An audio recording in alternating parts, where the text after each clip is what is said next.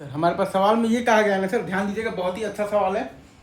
ये आपके पास एक सॉलिड स्फीयर दिया हुआ है, इसको हम लोगों ने आगे की तरफ स्पीड दिया हुआ है v नॉट और एंगुलर स्पीड दिया हुआ है, तो क्लॉकवाइज सेंस में दिया हुआ है basically omega not equal to v not by R. Surface आपके पास ठीक ठाक सफिशिएंटली रफ है। तो सफिशिएंटली रफ कहने का मतलब है कि भाई प्योर रोलिंग हो रहा है, स्टैटिक फ्रिक्शनल फोर्स।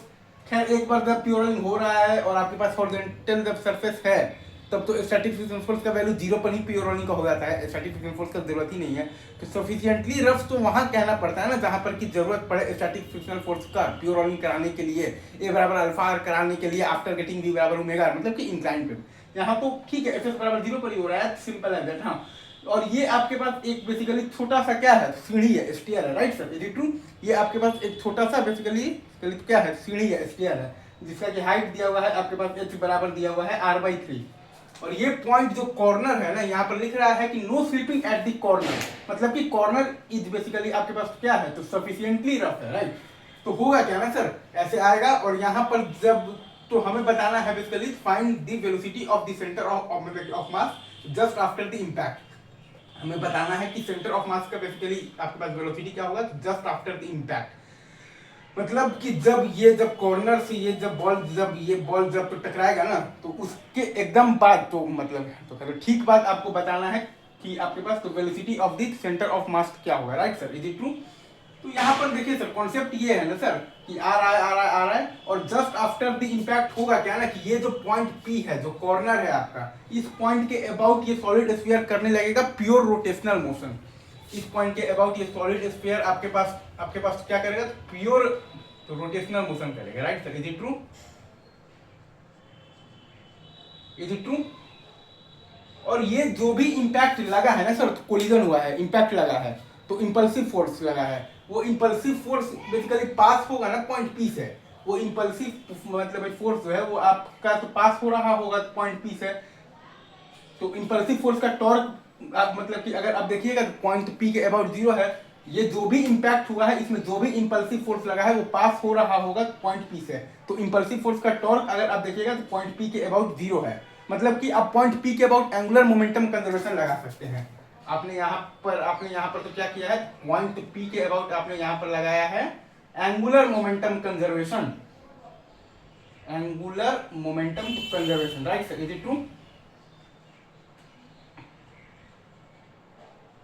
आपने यहाँ पर लगाया है पॉइंट पी के अबाउट आपने लगाया है यहाँ पर एंगुलर मोमेंटम कंजर्वेशन, क्योंकि इंपैक्ट के दौरान जो फोर्स लगा है वो फोर्स बेसिकली जो लगा है ना आपके पास इंपल्सिव फोर्स, वो फोर्स बेसिकली पास कर रहा है पॉइंट पी से। मतलब कि वो फोर्स का टॉर्क जीरो है पॉइंट पी के अबाउट, मतलब कि पॉइंट पी के मतलब कि अबाउट आप लगा सकते हैं angular momentum conservation, right sir, is it true? तो शुरू में तो आपके पास प्योर रोलिंग तो करता हुआ आ रहा है, राइट। और फिर जब इंपैक्ट के बाद वो जो है पॉइंट पी के अबाउट वो करेगा तो प्योर तो रोटेशनल मोशन करेगा, right sir, is it true? About the point P, about the point P, right sir, about P.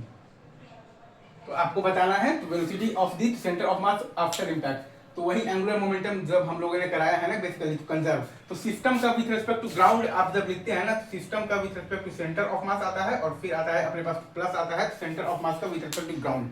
System का अगर आप लिखते हैं ना तो विथ रिस्पेक्ट टू ग्राउंड, तो आपके पास आता है बेसिकली सिस्टम का with respect to centre of mass और प्लस आता है आपके पास सेंटर ऑफ मास का with respect to ground.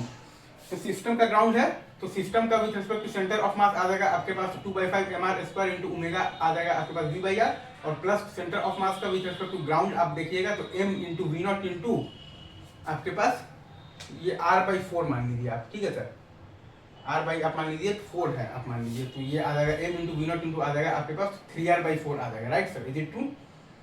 M V naught into आ जाएगा आपके पास 3r/4 और प्लस आ जाएगा आपके पास 2/5 into mr square into omega naught आ जाएगा आपके पास V naught by R, right sir. और वही बराबर जब ये करने लगेगा ना प्योर रोटेशनल मोशन, तो सॉलिड स्फीयर का अगर आप निकालिएगा ना मोमेंट ऑफ इनर्शिया ये वाले एक्सिस के अबाउट, तो क्या आता है आपके पास 7/5 इंटू आता है आपके पास mr स्क्वायर आता है, right sir, is it true?